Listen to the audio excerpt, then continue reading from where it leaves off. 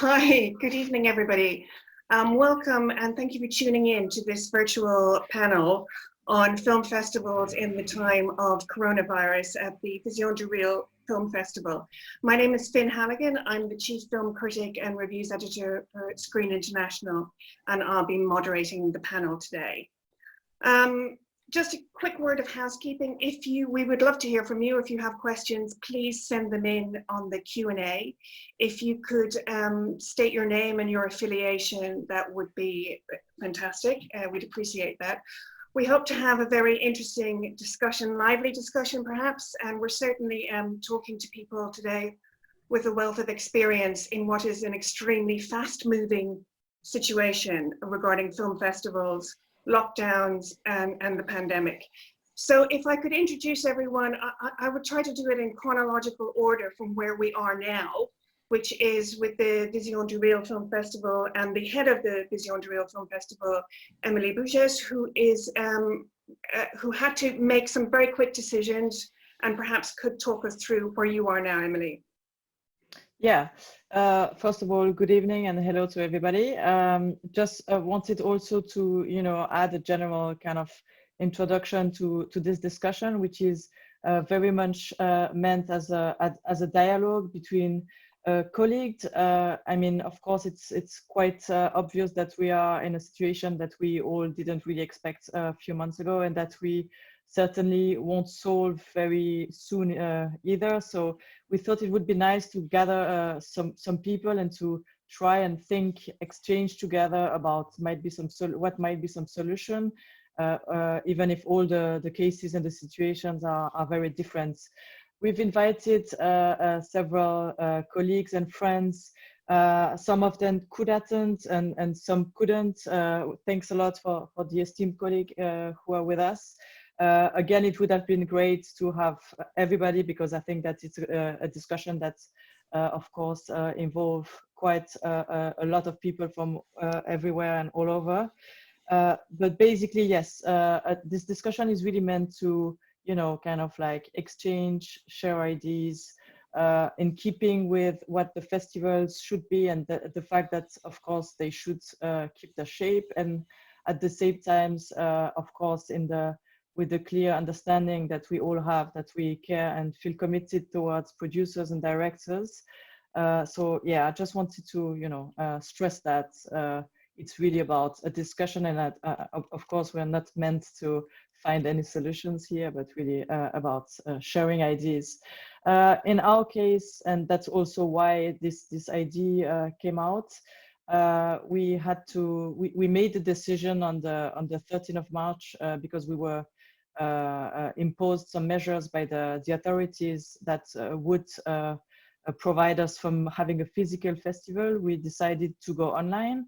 The reason for that was that on one side, we felt like postponing, in our case, was not really a solution. First, because we didn't really know when to postpone. To postpone in a short term would feel very insecure, and to postpone to a further date was for us an issue for the 2021 edition. I was very concerned about the fact, like, for instance, having a festival in September, and then how would we be able to have a festival again in 2021?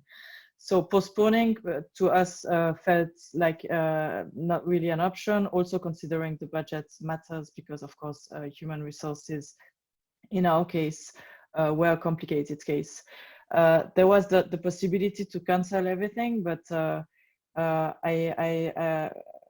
we felt like this would be a sad solution in our case, again, because we were very close to the festival, and because, you feel like you have already this strong relation with all the directors and producers whose film have been invited, and you want to keep that commitment somehow. So you want to look for an answer, and you want to look for a solution. So originally, when the first festival started to be cancelled, I indeed thought that to go online was not really an option, because, of course, I would imagine in February, the old me, would imagine in February, in this old world that is now so far away from us, it's not possible for those people to decide to have their world premiere online.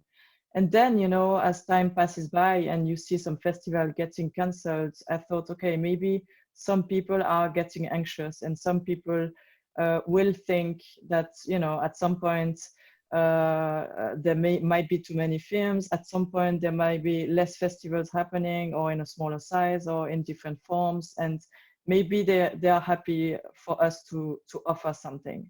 So at the beginning, it was really about us kind of like saying, okay, this is what we suggest. How do you feel about that?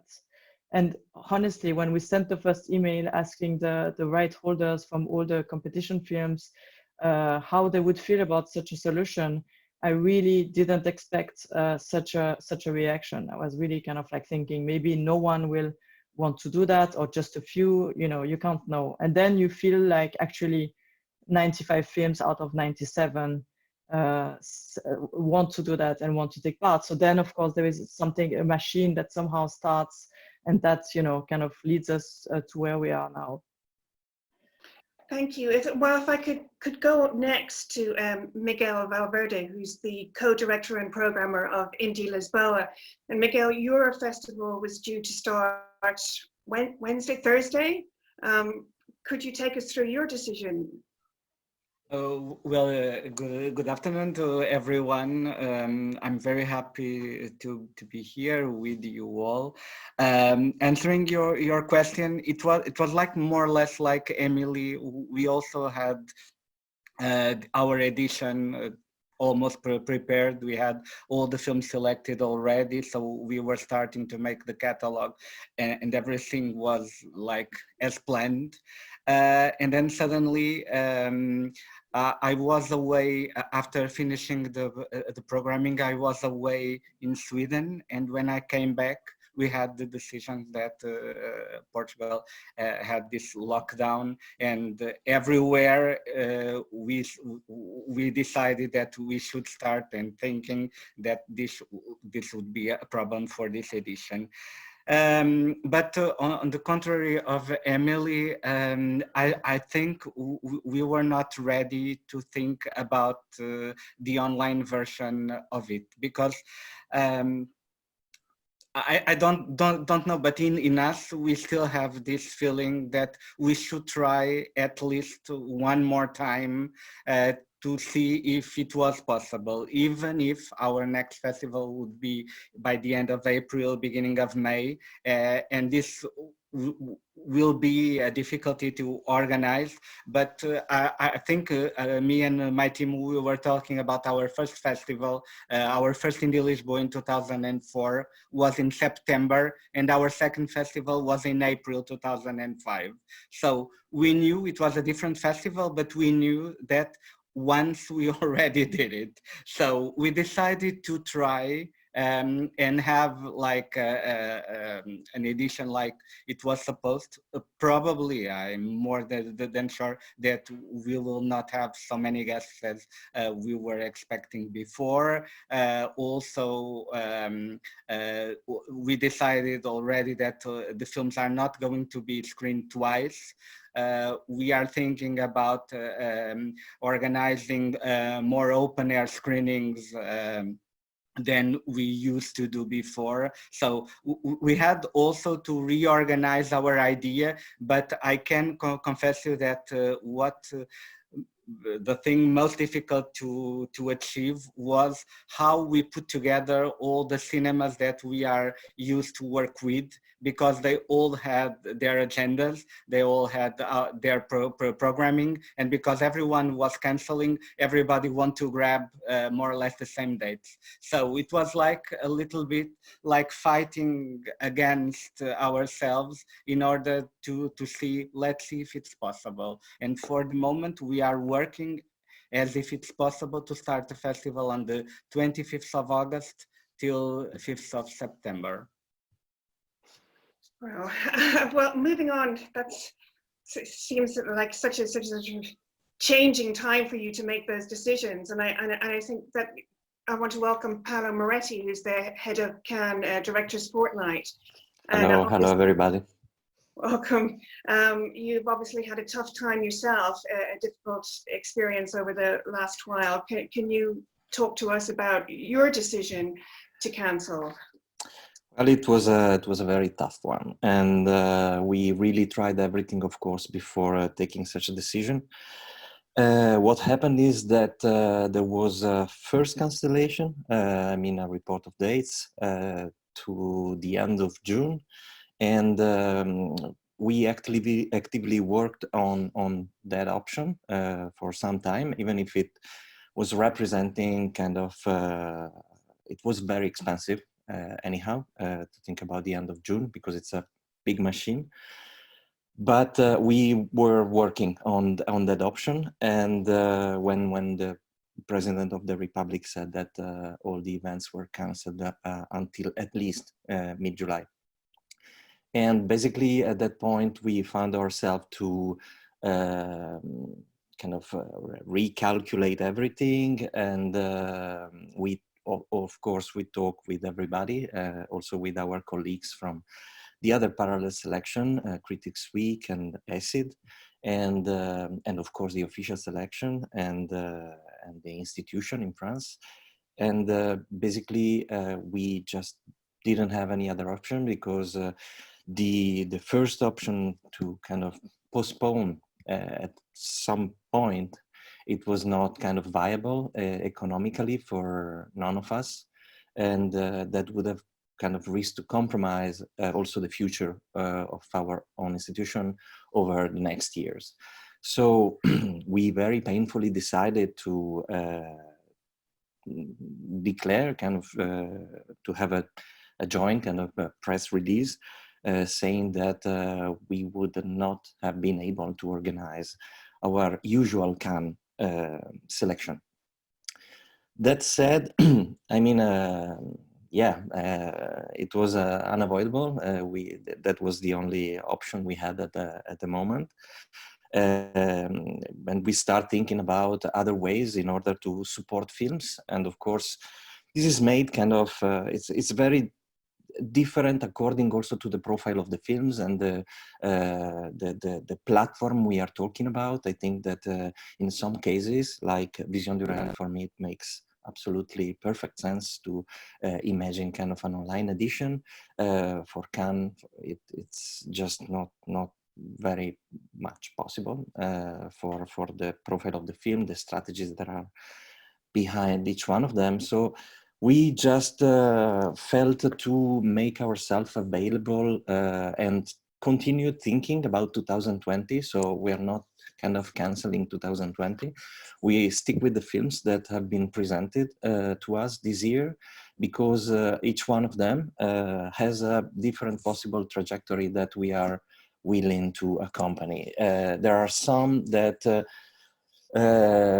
will, however, be released in 2020 no matter what. There are other that are kind of in a state of shock. They haven't decided yet. There are some others that are already projecting into kind of future and keeping the film. So I got a lot this question of what will you do with the films you've seen, what was going to happen to the selection.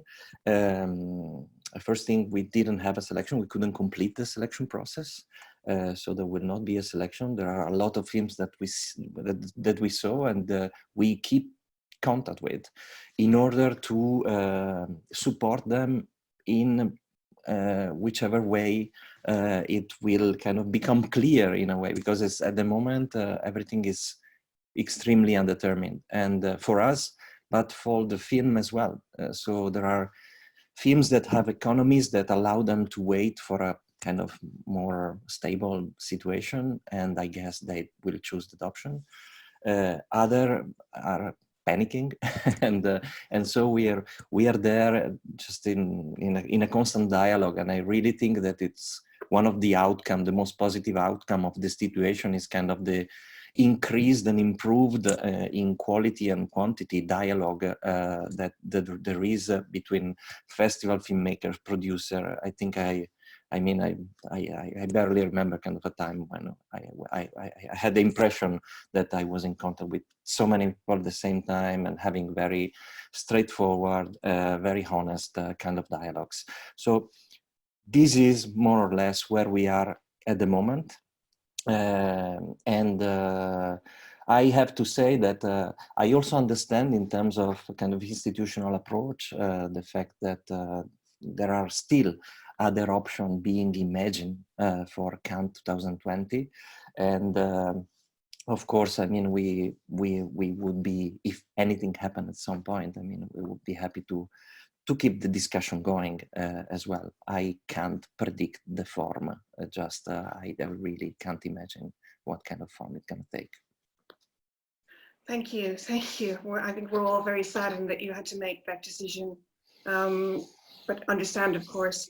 If I could just move on next to Orwa Nyrabia, who is the artistic director of the International Documentary Festival of Amsterdam, or IDFA, which is it takes place in November.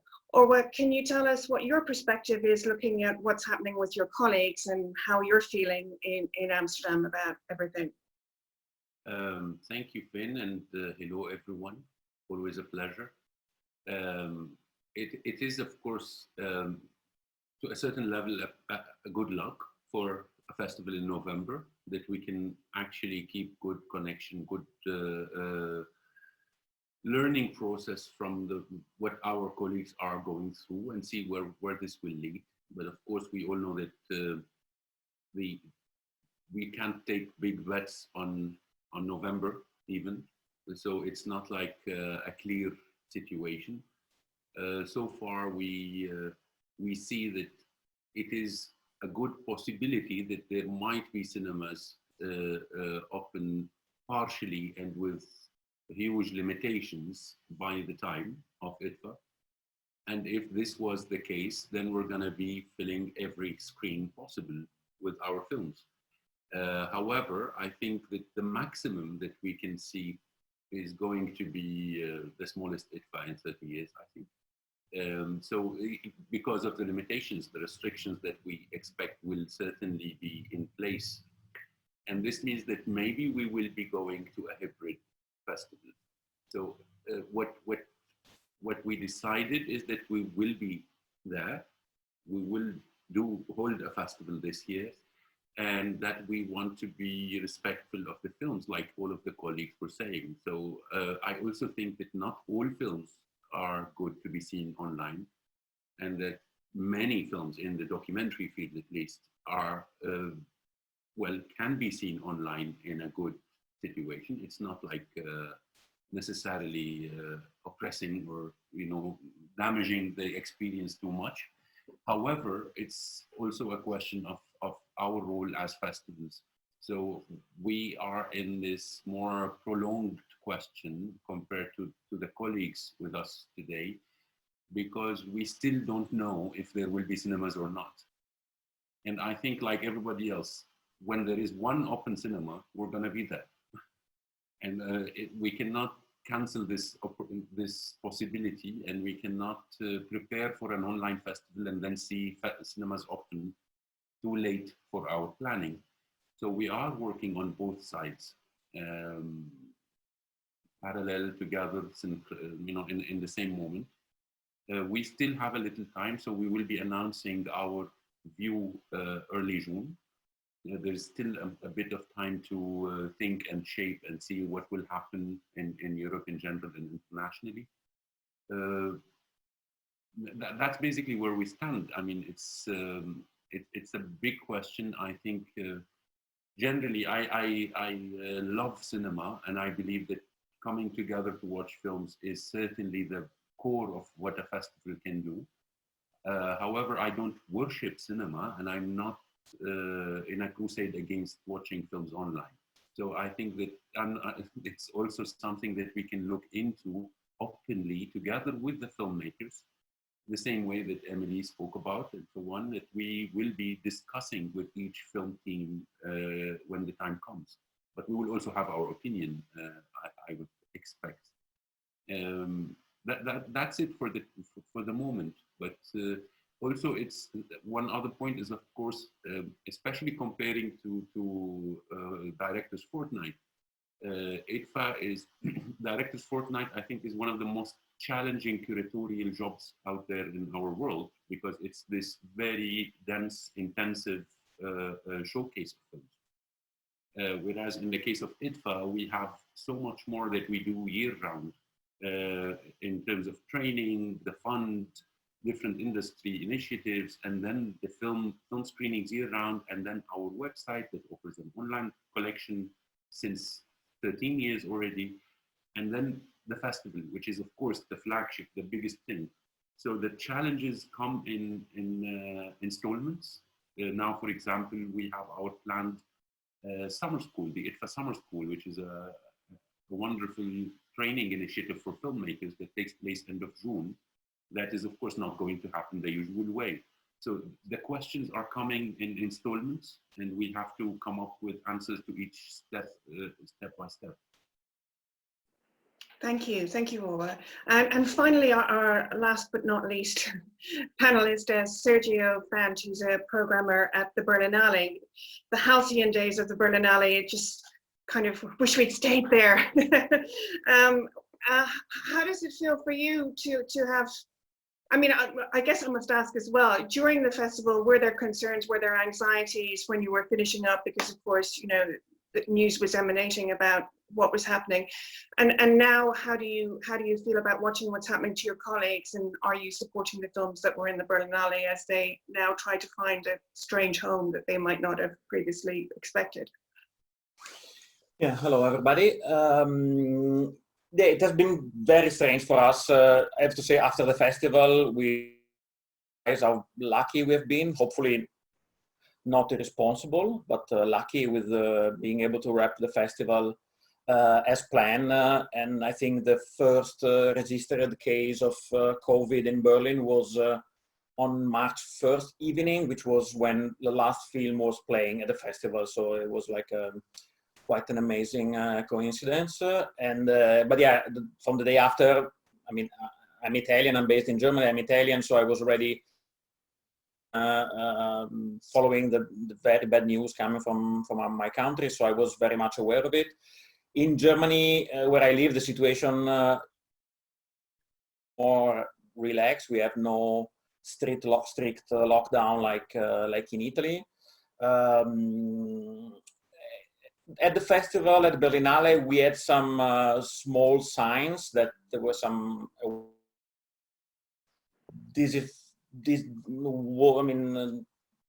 hand washing devices and disinfected toilets appeared, and some distances were taken care of, but not much really. Luckily, I mean, there was no event was cancelled at that point in Germany. There was no decisions officially taken by politics at that point. So we were, I think, fine in letting the festival very final day. But then again, a few days after, the world kind of turned upside down, and it has been very strange experience for us. So from one side, we feel very lucky that we managed to complete the festival. At the same time, very soon, another kind of feeling kicked in, which is the concern for the films we screened. Because like in a festival like Berlin, most of the films were screened as world premieres, so they were starting with one of the best platforms, their festival careers, the distribution career, hopefully. And already with many further festival invitations lined up, and possible deals and distribution on the table, everything was kind of like frozen. So I think this was like on one side we were very happy about the festival, but we couldn't really fully enjoy that experience and the satisfaction of the job we have done, because we are, I mean, I think the main concern now is for the films that are stuck there. So I think that, and I think that at the moment, I mean, I think the situation is still very much unclear. Some films are going for some deals that will allow them to bring them soon to or already to video on demand platforms, and probably that's the most viable and easiest and quickest solution for some films, but not for all the films, of course, because some have this potential, some other they don't.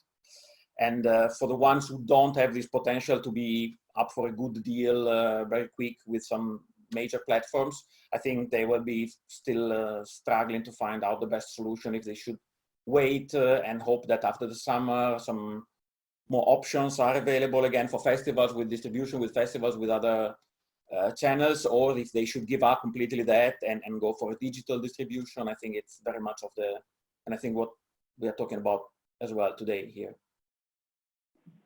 Thank you, thank you. Yeah, well, I mean, one of the main questions, obviously, that we should discuss is the question of online. Emilie, can I just ask you, when you went to the filmmakers to talk about having an online festival instead of well, it's not virtual, but an online festival, what was the reaction and what were their feelings and concerns? I mean, the reaction was great. The reaction was great and grateful because they could feel that you know, they knew that things were going in a bad way, and that we were going to tell them that the festival would be cancelled. And of course, we were also coming after a chain of other festivals being cancelled. So I mean, on one side they were sad, of course, like everybody else, but on the other side they were really happy and grateful. And then, because from the beginning on we announced that this was going to be made in collaboration with Festival Scope, which is of course known for their good work and for the security and for, you know, their understandings of the stake and the dynamics of this kind of screening and premieres and films. I mean, there was not so many concerns. There were questions and doubts, as was on our case, on our side, because of course, this is all very new, and you keep asking yourself about everything, you know, like, is this the right way? Is this the right decision? And of course, we don't know. We hope that we do something that is relevant and meaningful, but you can't be sure.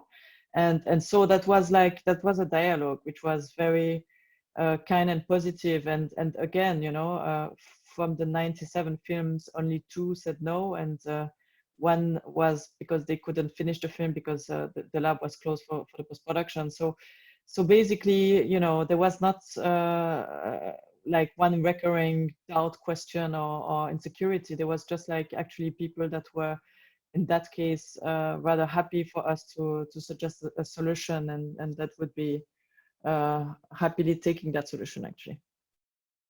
Is there a sense, I want to ask Paolo, Sergio, Miguel, that perhaps we watched South by Southwest and Tribeca falter really when it comes to when it has come to mounting online platforms of narrative features? Do you think it's a possibility for you? I think Paolo, you said no, or is it something that you would consider?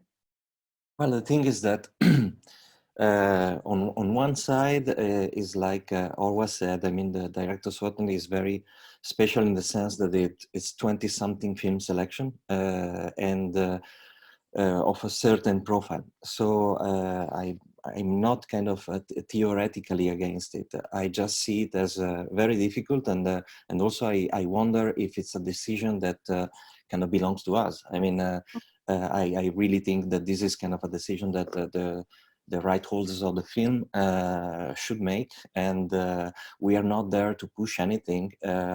We are there serving the film. This is kind of the purpose. So I don't want to kind of make the festival happen, whatever it takes, or kind of having film labeled director's Fortnight, whatever it takes. It's just if it kind of can be useful. I mean, I would be there and try to find a way to collaborate. So far, I would say nobody among the film we were in contact to and we were discussing suggested this solution. So we are not the promoter of this solution in this case. I think that if the film would have come to us saying we are available to do anything, I mean, maybe we would have proposed something. But the truth is that I think that everybody in this moment is just rethinking the strategy, and I'm sure kind of statistically that some will consider going online, but on which platform, at which time? I mean, this is kind of something that definitely doesn't belong to us. We will be there. I mean, if the right holder find useful, if a film we had already selected find useful to use our label for any kind of purpose, of course, we would be kind of very glad to help in this way, or to consult and say what happens if the film goes here and there. I mean, it's just about kind of being open and really keeping in mind about the idea of serving the film. That was the principle of the presentation in Cannes and at the Fortnight. This is the way kind of I interpreted it. So the online question really should come from the other side rather than for us, especially as we have kind of 20-something film. We don't have 150 film, of which 30 can go online and represent something.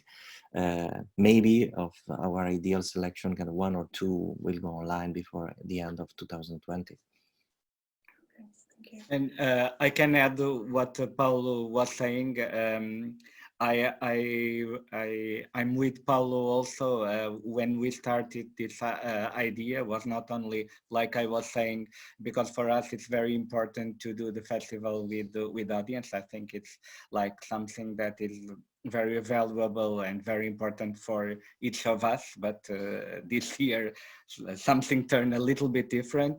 But also with us, I think when we said that we were postponing the films already invited for the festival, they had a kind of relief, because they were hoping mainly, I'm talking mainly with fictions that are coming.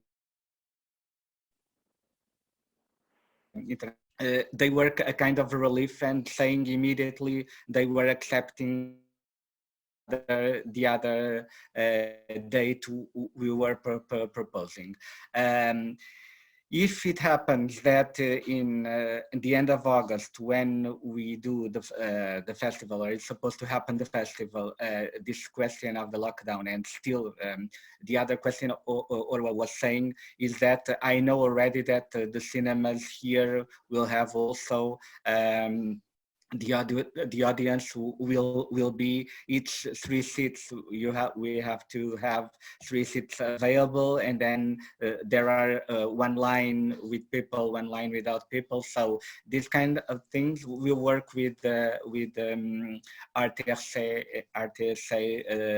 screening rooms. So they will probably have available like 70 seats. Normally they have 200, or even if our major screening rooms that have like 800 or 700, they may be less than a half, which means that we know for sure that we are going to have less people there.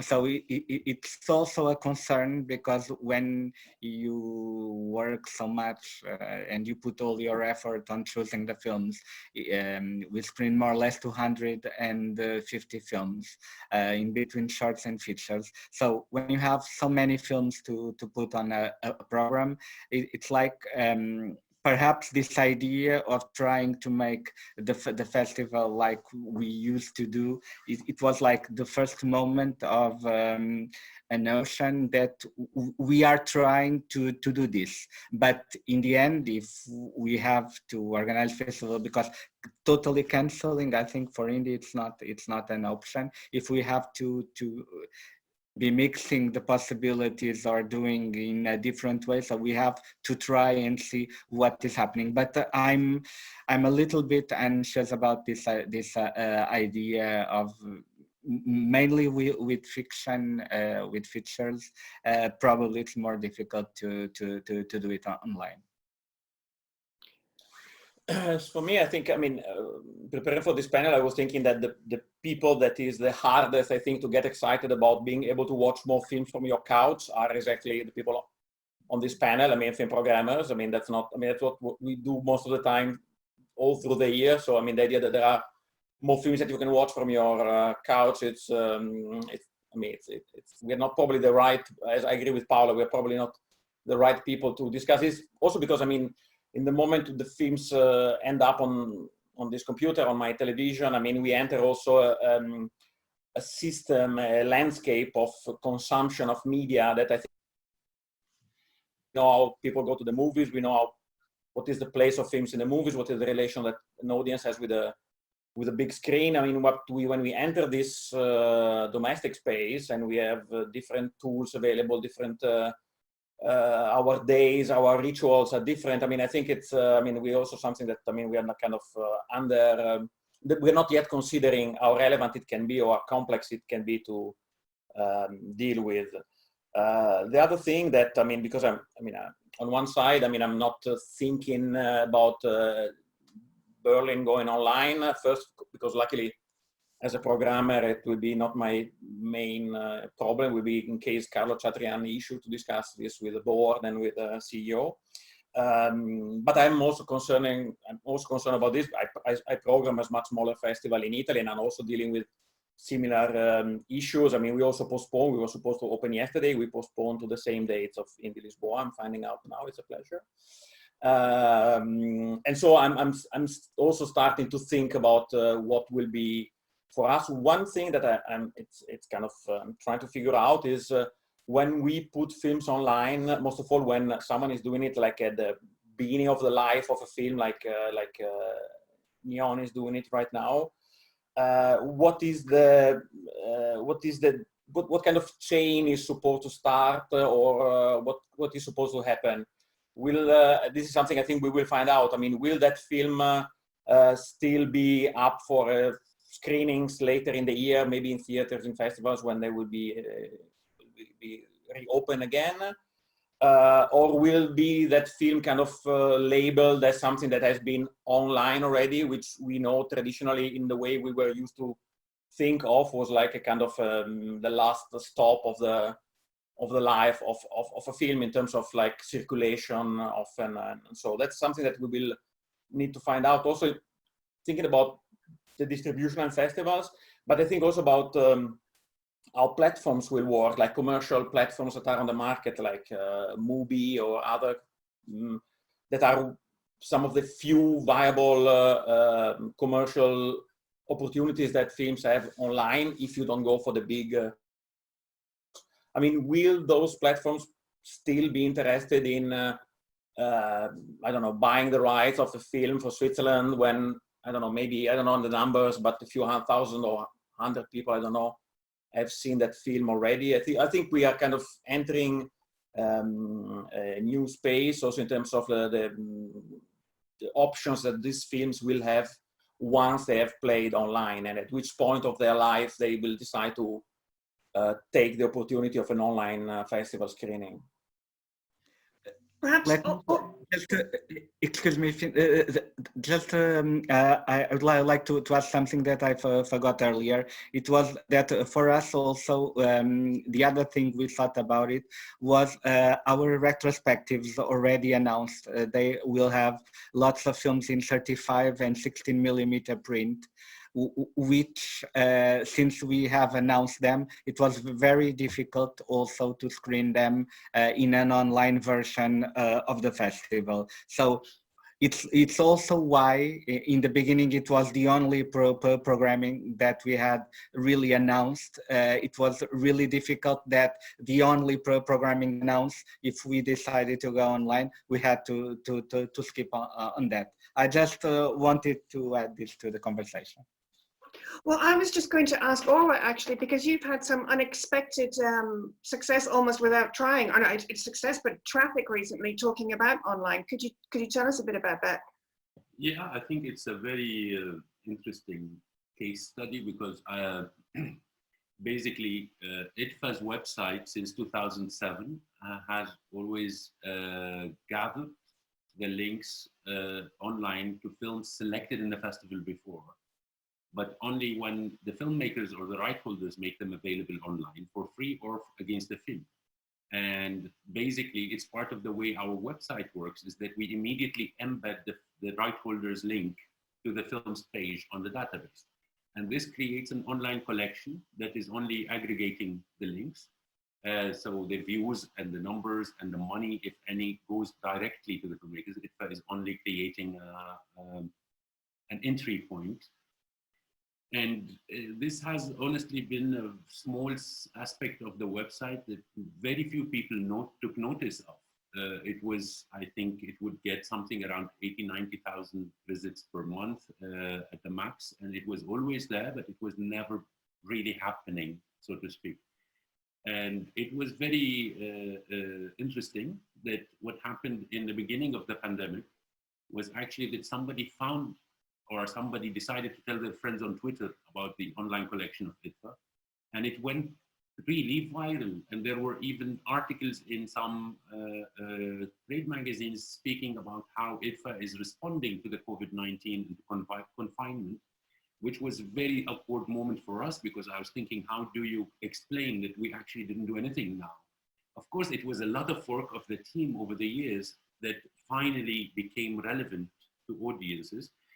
So cheers to the team and to a long-standing patience working on something that was not so popular until it became. But yes, in the past 4 weeks, we had almost 1.5 million visits to the online collection.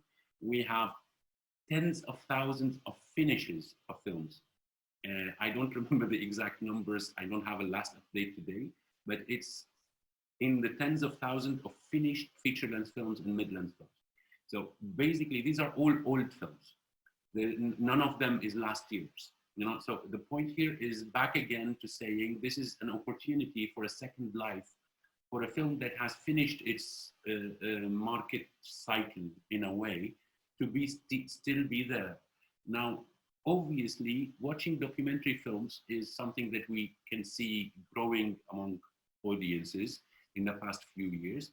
But now with this confinement, I think searching for a meaning or something like this, because, part of answering the question of going online or not, accepting it or not, and the question that you, Finn, also brought in with the difference between fiction and documentary, when you asked our fiction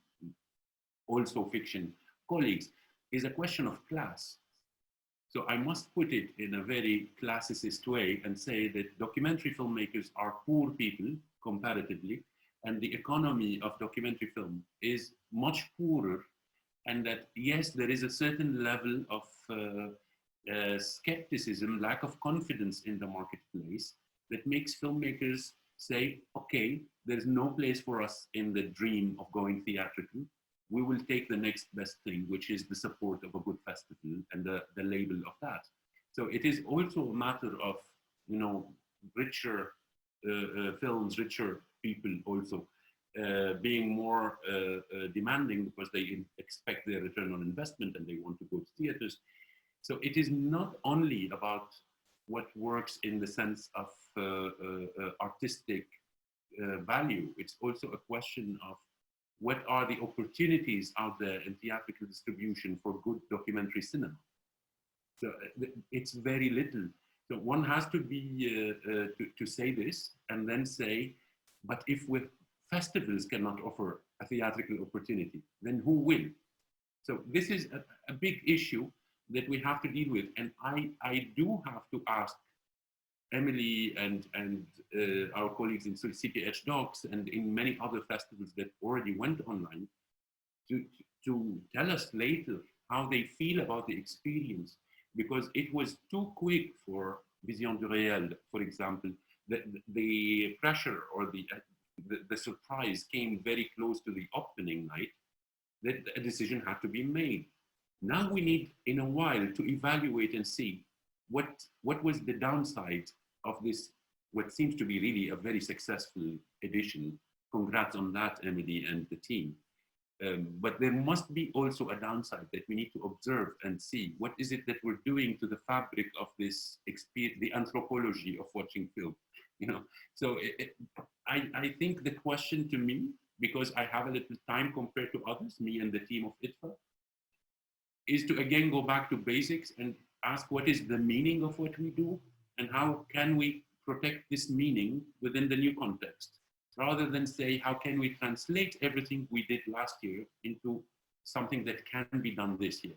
So it's also not a matter of muscles and stretching them and defending the festival's, status or prestige, it's a bit more humbling, I think, the situation now, that we have to be thinking about meaning again, rather than about who is the hero who is saving the day for while everybody's in confinement and actually dying.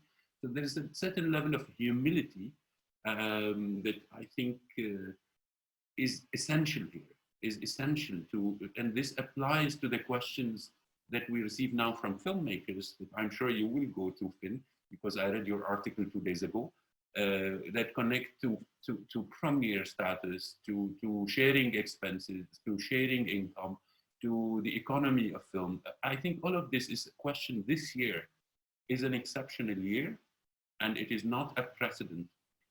The world might not be back to the same after this year, but it will not stay like this year. This year is in itself an exception, I think, and we need to deal with it as such. That's very interesting. Yes, and I was going to ask about premiere status, but now I want to ask Emilie what her thoughts on that. Yeah, I mean, I wanted to respond to a few things that have been said. I mean, first, I just would like to stress the fact that, of course, what we are doing right now is getting a lot of visibility, which I think is going to be ultimately great and good for the films. But also, it is something that isn't new. I mean, in the sense that Festival Scope has been doing that kind of things with several festivals, including Locarno, for a while now, and it's didn't feel like it was kind of having a bad effect on films and on their future distribution, because it's all very limited, which is our case as well, because we have a maximum views of 500, which is very low, even for someone who would be considering distributing a film in Switzerland, to my understanding. But of course, we don't know, and it's a risk that we might be taking. That's also for sure. The other things I wanted to stress is that first, I've been talking with several colleagues before the festival started, not all of them, of course, because we were running out of time, as one can imagine, but I've been talking to several colleagues to kind of understand how they would position themselves toward those films, like if they would feel like, those films having been online would not be eligible for them anymore, or would be less attractive to a certain extent.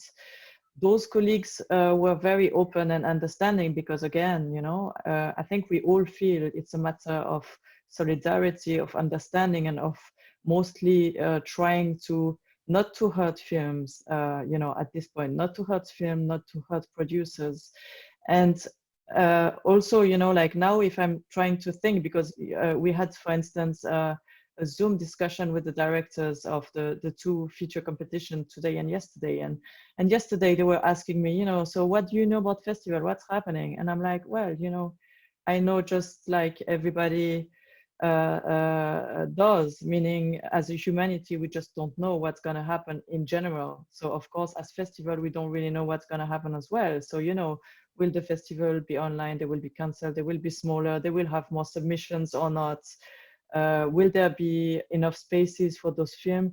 Of course, it's a discussion, but like if there is no festivals for 2 years, then what should those films do? Should they be waiting for 2 years to kind of start their life?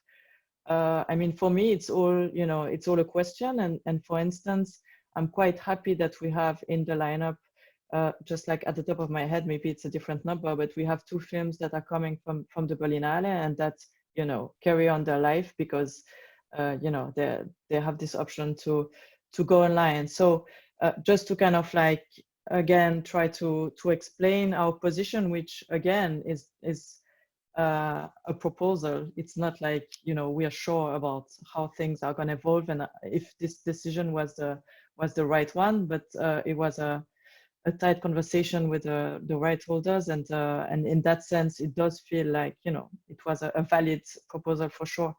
In regard to the premieres, I mean, personally, I'm telling the people I'm talking to that if everything is sorted and we have in autumn the chance to have regular festivals, I think that I would suggest to my colleagues to have physical world premieres, for instance. I think that we should maybe kind of open things and you know, kind of allow for other forms and you know, kind of other understanding, because again, it's a situation that, you know, we don't know how long it's gonna last. We don't know what effects we have.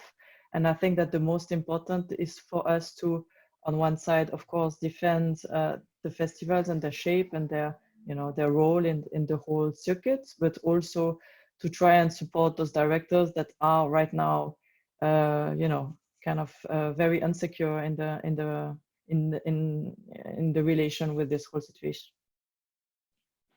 Well, perhaps I could ask Paolo about the whole idea, the concept of premiere status. You know, when you were going through the experiences that you've been going through recently, I mean, did that come up? You know, how concerned are filmmakers about their premiere status, and how valid is it outside, say, a world premiere, you know, international premiere, European premiere? What are your thoughts? Well, world premiering, I'm talking about, if I talk about Cannes, I mean, world premiering in Cannes is a kind of can be a career and life-changing moment for filmmakers. So of course, I mean, that was kind of the dreamed opportunity that could come. So everybody, of course, is very concerned because you know, a great launch for the profile of film we are handling might be kind of really a key moment in the career of the film that can change completely the trajectory. So that's why I also, I mean, what I'm experiencing at the moment is just people kind of taking the time to think about what to do and not to rush if they can into some decision that can kind of compromise or affect actually the lives of the film. So and concerning the premiere kind of issue that that was evoked, I really think that, for example, what is doing Vision du Réel for me is very interesting, because the idea is clearly not to release the film online. I mean, there are very different way of saying the film was online. Yeah, but in which terms? I mean, what Vision du Réel is clearly trying to do is to kind of somehow replicate online the physical condition of the films. So limiting the views is not, we are not talking about online distribution. We are talking about an online festival screening. So which shouldn't, for me, I mean, according to me, especially in this moment, compromise the international career of the film in any way. I mean, to me, it's very clear that the film should be considered like it was screened in Vision du Réel physically. And the mean, I mean, it's limited, it's 500 virtual seats. It's really clear to me, the device. So I mean, I would be surprised if some of the festival circuit kind of could find that compromising kind of in the life of the film. It seems very clear to me what's the purpose. Is not kind of broadcasting the festival. It's kind of allowing the festival or an idea of the festival to happen in such difficult times. Do you think things will, this period that we're in, will change things significantly? Yeah, but I don't have a crystal ball. I really can't predict in which way. I'm curious. I'm really kind of. I really try to stay positive, and I'm pretty convinced that there are a lot of positive things that will stick with us after this is all finished. Because first, I really think that this will finish at some point. And that we are learning a lot from ourselves. I think as talking only about kind of festivals, but also as human beings, like, actually. And I really think that there are a lot that we are learning now will stay with us. Also in terms of, you know, kind of enhanced dialogue, mutual understanding, solidarity, willing to collaborate. There is something very special about this moment that I really hope and I allow myself to think that will stay with us and will change kind of the landscape and the way we work. How about the idea that having an online component can help democratize the festival landscape, that it would connect to, although it doesn't physically connect filmmakers and audience, it can bring more people into the conversation and into the moment. Or I think you had some interesting thoughts on that. Yeah, I think it is a it is a very interesting question to consider and see if going online with the industry means that people who have lower purchase power, people who can travel the world less than others, can have an equal seat to those who usually can afford to travel the world. I think that for the time being, the structure of the industry is so much more ruthless, and in a way it is a Spartan industry. So it is a kind of survival for the most obstinate. And it's very difficult to be obstinate enough online. I think that it will be very difficult for people, for the underdog, you know, to be visible in an online setting. This is going to be, I think, a major point, that ways of intercepting it, new people from regions, underrepresented regions, being able to introduce themselves, their projects, their work to the international industry is going to be extremely challenging without being physically together. And I understand the theoretical point of this democratization, but I truly doubt that if you do not meet the person and snatch 5 minutes of their time, really by being there always and being there again and again, that you will ever get such a chance. So I think that there is a factor in keeping the market online that actually is going only to consolidate the current structure that is exclusive and very difficult to penetrate from the global south, for example. Sergio, I'm just wondering what your feeling is on this. I think from what you said that you're very much, you believe in the experience of cinema as being not able to replicate that in another format.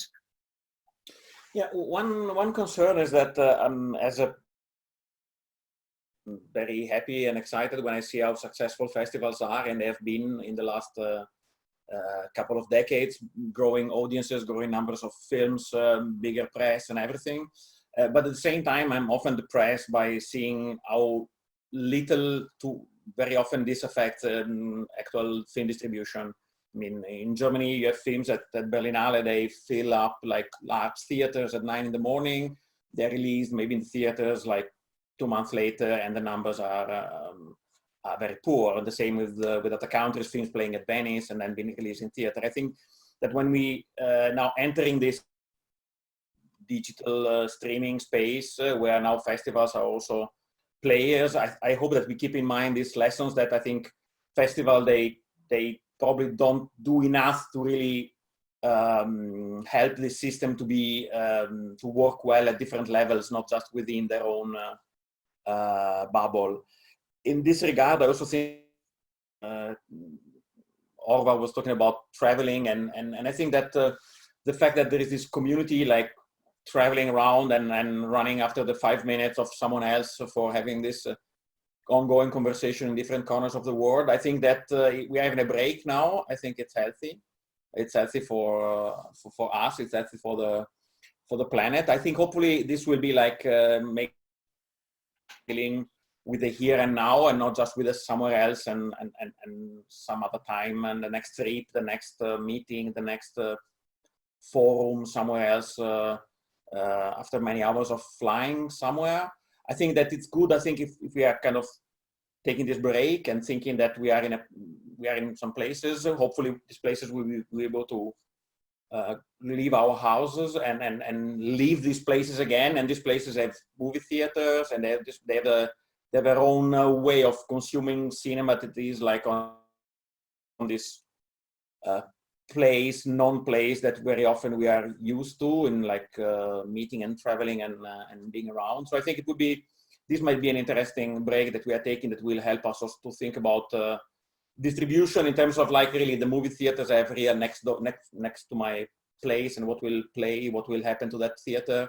I think in this regard also would be good. I think it now festivals that are going online, they also think about like finding a way for supporting the theaters before. I mean, I don't know, there are festivals that are lucky enough to own their own venues. I think about Toronto, I don't know, for instance, or there are festivals, most of them who are renting, like Miguel was saying, like renting theaters, discussing with theaters owners.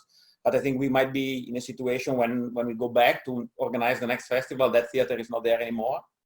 So I think that now would be also good to look at the bigger picture and think, I think to do more an effort, like to think again in terms of distribution and not do the mistake that probably had been done at some point by festivals to kind of, that to give the initial push to some films was enough to make also the film distribution, the commercial distribution work in a better way. I don't think that's enough. And I think we could take this time to think also in terms of what's happening now with the digital space, how festivals can be useful to this new environment and not ending up like being the curators of some strands and some platform. Because what I'm afraid of is that we put our knowledge, our experience, like kind of to serve a niche within a system that we will not be able to affect much in the end. That's one concern that I have, that we will be kind of, I don't know, that in the near future there might be on Netflix, if you scroll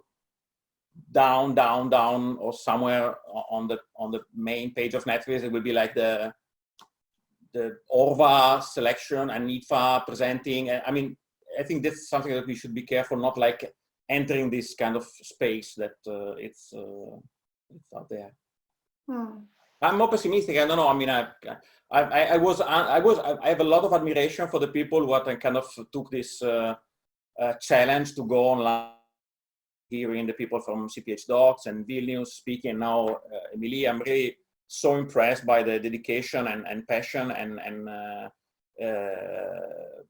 talent that they put into pulling this off and to going online so quick and so brilliantly. Me, I had the time to be locked in my place and I was thinking about other things, and most of these thoughts were like more about like the future, and in this regard probably they were like kind of less driven by excitement and optimism, which is needed when you have to fix some problems and some issues, and more like they had more time to go into more like my concerns and thoughts. One more, if I can take one more minute, is that I think also we should, I mean, I don't know how many people are listening to this thing, but I think many people are like programming festivals and listening to this panel. And I think one good thing that I've heard about from Copenhagen, from Vilnius, now from Emilie, I think, is that when you go digital with a festival, immediately you go, at least you go national, depends on the geo-blocking level of your initiative. I mean, if you geo-block on Switzerland, on Italy, or whatever it is. But in that moment, you can reach a much wider audience. I mean, you can, from your local city or community, you can reach out to the whole country, which is great in terms of like democratization of access. I am also thinking, as someone programming smaller events, what will happen to smaller festivals when, let's say, the average amount of, let's say, in Italy, Venice is going online. And I'm a cinephile based in a small town where I have my own festivals. I mean, probably my demand of art house movies online would be kind of immediately fulfilled by what Venice is offering. And so what will local festivals do? How they can still promote something for the communities when suddenly some big players will be able like to spread their content on the market, let's use this word. So I'm also thinking about like smaller events, what will be with them. I mean, if they program films for their community, they have a chance to survive. But probably if they also decide to go online, they will be crashed by some other festival having better programming, better talents, giving speeches on Zoom, whatever. I mean, that might be also tough for the whole festival environment. I mean, I think in Italy there are hundreds of festivals. I mean, I wonder what will happen to some of them when the bigger one will go online. Oh, Paolo. Yes, I mean, just about that. I mean, Venice already went online for some screening. You know, it kind of already collaborated with Festival Scope at the same title, kind of Locarno did, and it already happened. But it already happened in the terms that Emilie is organized VdR2020, so with limited virtual seat. So with limited virtual seat is not about kind of going online the way Netflix and Amazon and other platforms do, kind of unlimited worldwide. It's really kind of, it's sensitive. I mean, especially in such a particular kind of transition moment. I mean, there are kind of a lot of talks to be done and see if the choice of even making available this 500 virtual seat is compromising the future of the film in any way, and try to adapt to that, eventually geo-blocking some country, etc. But again, I kind of saying going digital or going online can mean very radically different things. Is just I'm going online because I sold my film to Netflix, or I'm going online because I kind of I said yes to Emilie for the virtual VdR2020 edition. It's both are kind of called going online at the moment, but are such different things and having such major kind of different consequences that they can be hardly compared to me. I have, I'm just going to take a couple of questions here from the audience. There's one from Wendy Mitchell for Paolo. She wanted to know, I think you kind of touched on it, whether or not you've confirmed the full selection for Director's Fortnight. I think you said you hadn't, but could you clarify about the Director's Fortnight label? Yeah, I mean, it's not something we want to impose to anybody. As I said before, I mean, we are just there kind of listening, meaning, let's make an example, that a film and the economy of the film, one of the film we selected, again, it was a partial kind of, it was a work in progress selection, but there were some of them we selected. And that for some reason it's kind of forced to be released either online or theatrically, hopefully in November if the film theaters reopen. And they haven't been to another festival, they don't have this kind of opportunity, and they want kind of us to certify the fact that we actually selected the film. In that case, I mean, of course, if it can be useful for the film, we are totally kind of open to the idea of giving the pay. But again, it really kind of concerns a very limited number of films, because the selection was in progress, and as many know, a lot of decision for the cancellation are, I think, all kind of selection of Cannes are made in the very last moment. So it's very close to everybody's press conference that most of the decisions basically are made. So there are the number of films that we saw that we liked, and we didn't proceed with an invitation. And for those films, we are just open for discussion. It's not about the label or whatever.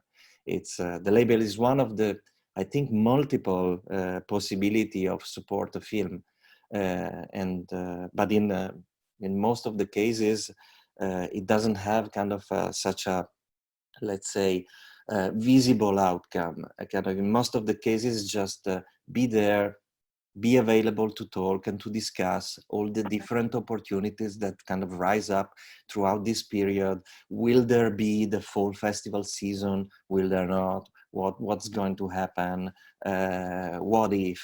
I mean, it's about going through all these kind of questions that filmmakers, producer, right holders kind of are asking themselves at the moment, and try to give a, you know, kind of a contribution and share our perspective in order to help them elaborate a possible new strategy around the film.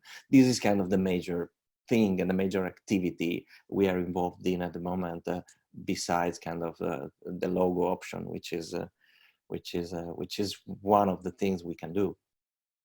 Thank you. I have another question as well, interesting from, sorry, Daniel Eistener, sorry for murdering the pronunciation of your name there, Daniel. What makes the strength of the festivals and therefore for the market is the exchange public press buyers that helps to establish word of mouth.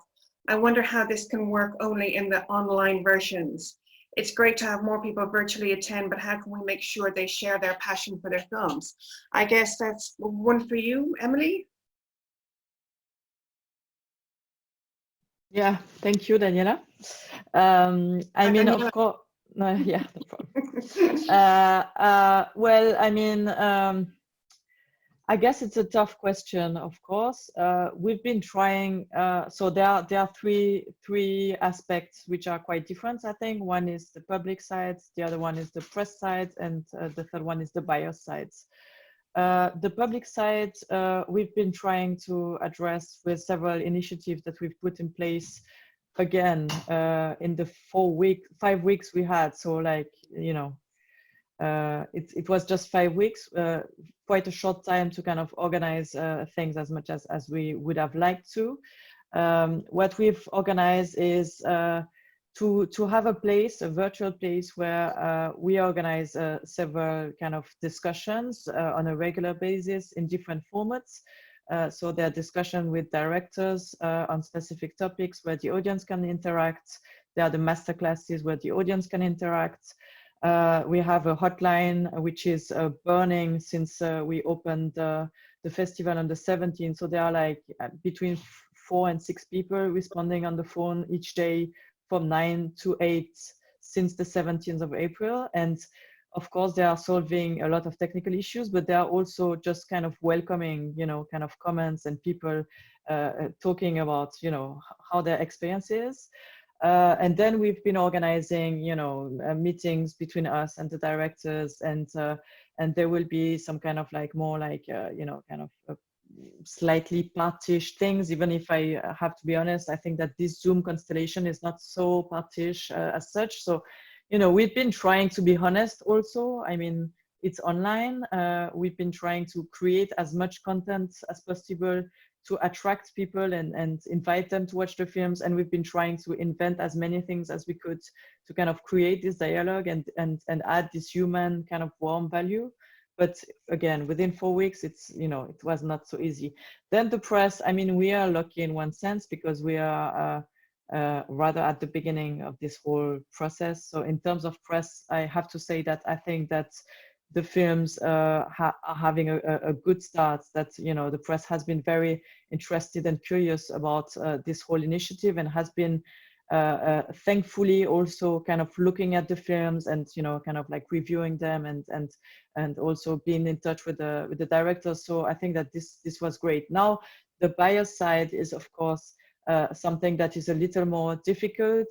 But it's always something that is a little more difficult, of course. I mean, we have the usual platforms and settings and opportunities for buyers to kind of, you know about the films and kind of look at them and try to consider like which one they are interested in. And again, I would hope that the fact that this initiative is kind of getting a bit of attention, that will help the film to also get the same attention and benefit from it. But, you know, again, it's not like we can invent it all in 4 weeks. So this, I think, will be also a thing to kind of consider and further work for our colleagues that will, you know, take the same kind of route in the next month. I have an interest. Oh, sorry, Orwa. I just want to say something, taking the opportunity that you are here, Fant, and say that I think that this year requires so much more contribution from film press, from film journalists and critics, because creating a buzz, the point that Daniela is talking about, is in a good part of it about a question of press. And I think that there is the side of, let's call it the more newsy side of this, which is to follow up whatever Paolo says and try to catch what will do what next month and to find the scoop in the news. But there is the other side of really contributing to creating buzz about films around films that deserve that. So I also think this is a question to the press of trying to really help out at a time when the press is the key element in this buzz. Yes, I agree. Well, I mean, certainly, yes. I have an interesting question from Nick Cunningham. He asks, do the examples of Copenhagen Docs, Thessaloniki, Visions, and some of the Balkan Doc Fests not indicate a greater sense of robustness within documentary fests, which isn't as evident in their fiction counterparts? He says also, isn't there a degree of camaraderie which should be acknowledged and applauded? Does a similar sense of camaraderie exist amongst the fiction festivals? So Miguel, Sergio, Paolo, are the fiction festivals working together? I can, excuse me, Sergio, do you want to go?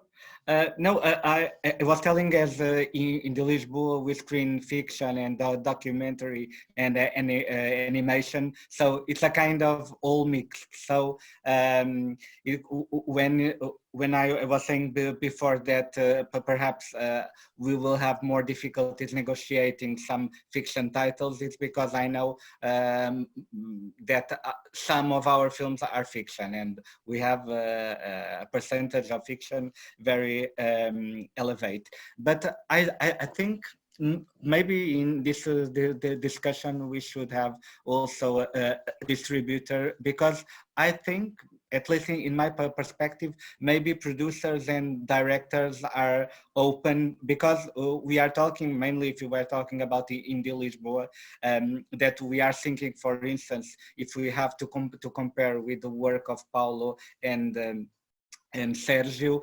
Indie looks more films that are being screened in the Cannes or in Forum or in this encounter section. We decided to go on invitation of films that in these sections, in this important section for us. So I think the deal is that some producers and directors are open probably to screening an online version. I think perhaps the distributors, because mainly of the possibilities of selling for territories, of even thinking about commercial releases, etc., they are probably most concerned. And so if we can debate with directors, producers, and also distributors, maybe we can achieve something here. But I would like to add something that,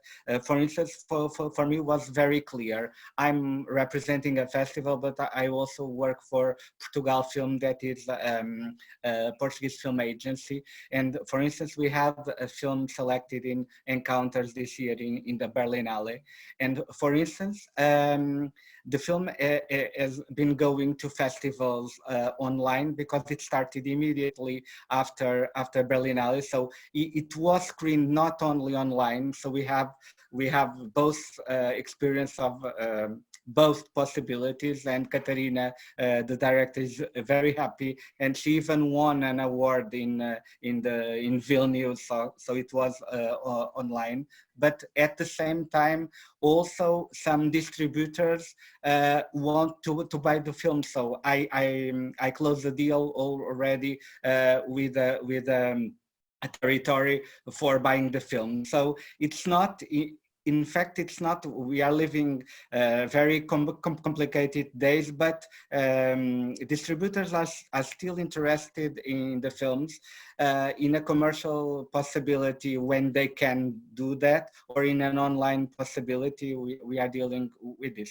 So I think if we are not talking about red carpet festivals, but we are talking in more this indie festivals, more author film festivals, etc. I think in here, the documentary and fiction, they are more or less the same. We are not discussing so much the same things, which is different from a red carpet event.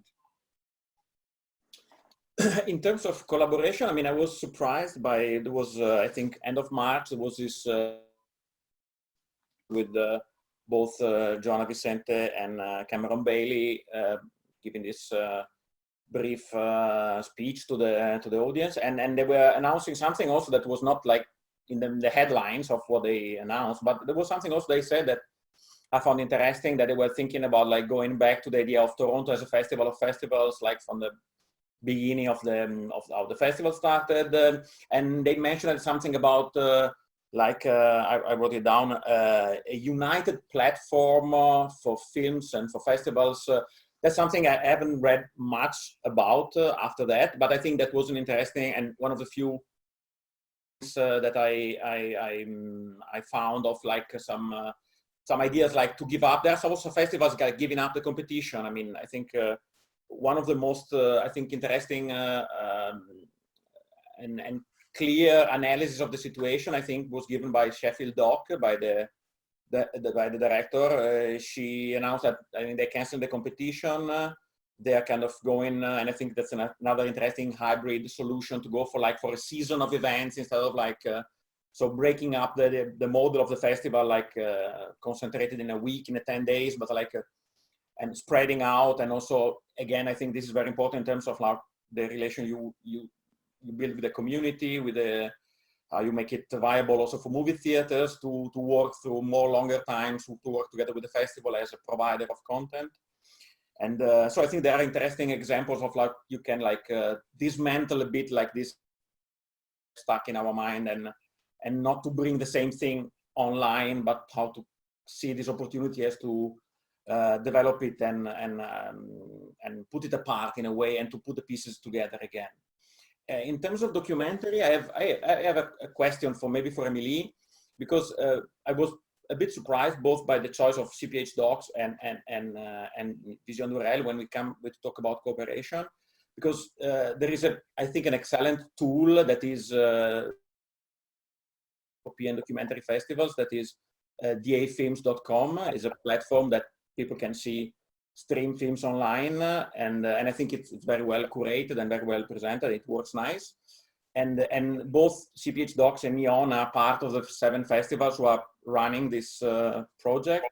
So I have to say that when we talk about like how the festivals can help distribution and can help projects that happen on a larger scale all through the year and not just on one week, I was kind of surprised when both festivals that didn't take the opportunity to bring like thousands of subscribers to DA Films by placing the program there. Instead, they came up with their own specific platforms developed on purpose, but again, to bring, let's say, to concentrate the users instead of spreading them to a tool that was already in place, and which moreover was the result of the cooperation of the festivals themselves.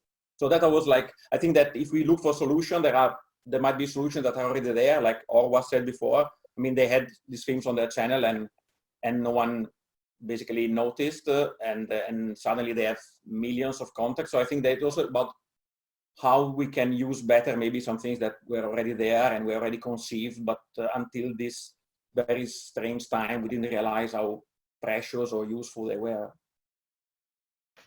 Well, as a matter of fact, we do have several things on Doc Alliance. So, I mean, when we started to think, I thought, to be honest, I thought that if we want to try for this initiative to be successful, we should look for partners that, you know, can help us reach people, because, you know, as some of you might know, the one that have attended Vision Réel in the past, we have an audience that is pretty regional, and that is, to a certain extent, also, you know, not that young. I mean, things are evolving, and there is a variety, of course, of people, but we also have an audience that that is not so young. So one very important aspect for us was that we are doing this also for the audience, and we didn't want to leave out our original audience. So one thing that was, you know, inhabiting our discussion and our work when we started to set up the online edition was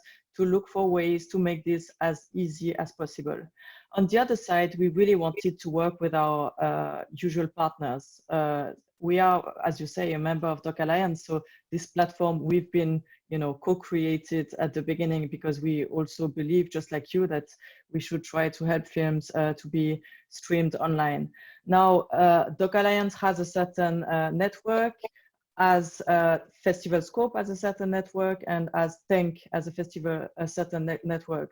So our idea was to work with all those platforms, and afterwards to somehow try to find a way still for our audience not to be looking for ways to find the films, because like if you think of like, you know, my mom going onto the internet, my mom doesn't even have an email address. Love you, mom. But you know, she would go on the internet and she would go on our website, and then like she click on this film and she goes to Doc Alliance and she has to subscribe and find a way to get to watch the film, and then call my dad to say, hey, you got an email, you have to click somewhere because I want to watch the film on Doc Alliance. Then she says, okay, I want to watch this other film. So she watched this, and then she gets sent to Tank. So she's like, oh, okay, shit, I have to do that again. And then, you know, she wants to watch another film. So she ends up on Festival Scope. So, you know, my mom is getting lost. So the idea was to take advantages of these partners we are working with each year. We are working with Tank, Festival Scope, and Doc Alliance, which is a part of us as well, each year. So take advantage of their network to make sure that those films get as much visibility as possible, and then finding, you know, a central area, a central tool where we can make sure that my mom is going to be able to watch all the films. Orwa, I think you've got a point to make.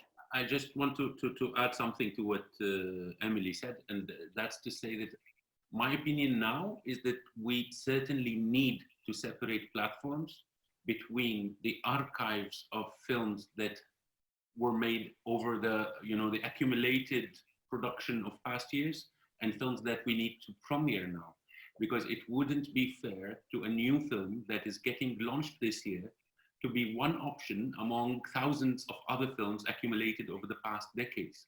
So to me, this is an opportunity to examine the economy of this, and to see that when we create a dedicated platform or deal with dedicated platforms for ticket sales during such a moment, then we have a good chance to create revenue sharing models, which are very difficult with the big catalog websites, such as, I don't know the Doc Alliance website well, but I know that at least for the IDFA online collection, that would be difficult to really separate the new film and see what kind of income comes here.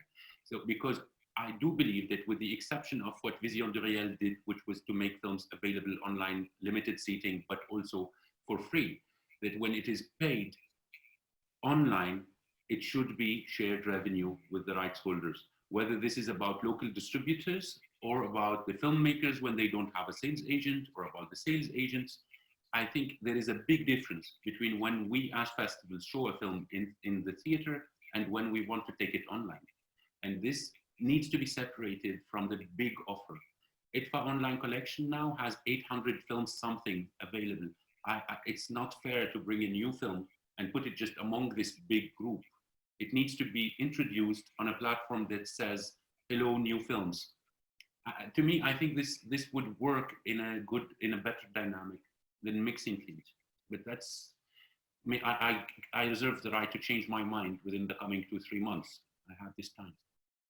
Things are changing pretty fast. Believe it or not, we've run out of time. I just want to open it, just if anyone has any final comments from the panel. Miguel. I would like to add, we were not talking so much about it, that since the lockdown started in all countries, that people went home and they started seeing films in all platforms possible. Directors and producers suddenly decided that they should put available their films. So if people were using in current days, but in the last decade, to start seeing films more at home with Netflix and other kind of platforms, now that they are in lockdown, they are seeing films that they normally don't discover in this kind of platforms.